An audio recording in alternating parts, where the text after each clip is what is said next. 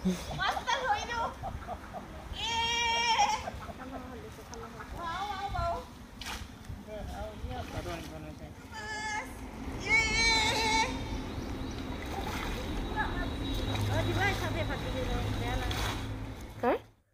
কংকনা বৰুৱা তেজপুৰ চিকিৎসা মহাবিদ্যালয়ৰ ৩য় বৰ্ষৰ ছাত্ৰী।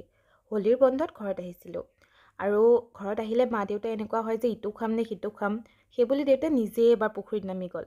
পানী অকণমান কমিছে যে পুখুৰীটোত আৰু নিজে মাছ ধৰি আছিলে। মই অকণমান দেউতাক দিগদাৰহে দিবলৈ গৈছোঁ বাৰু পানীত, সেইটো বেলেগ কথা।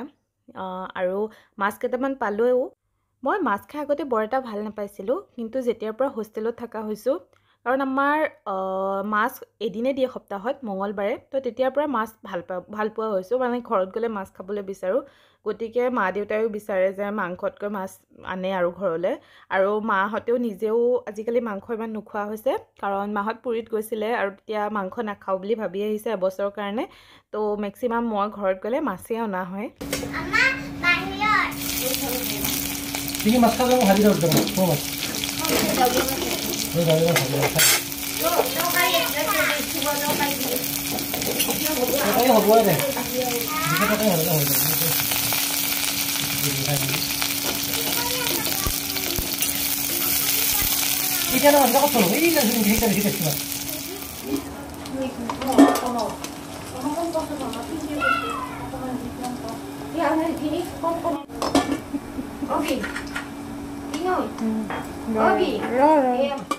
তাৰপিছত জেঠাই ভাত বনাই দিলে, বাকীখিনি মানে জোল চব বনাই দিলে আৰু খুব সুন্দৰকৈ ভাত খালোঁ আমি গোটেইখিনিয়ে মিলি, মা দেউতা দাদা সকলোৱে মিলি খালোঁ।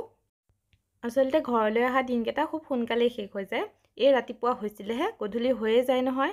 আৰু তাৰপিছত গোটেইকেইজনে মিলি আমি অসমীয়া মুভি চালোঁ। আজিকালি এটা নতুনকৈ অসমীয়া চেনেল আহিছে য'ত অকল মুভিয়ে দি থাকে, দেখি ভাল লাগিছে বাৰু। আজিলৈ আহিছোঁ, বাই।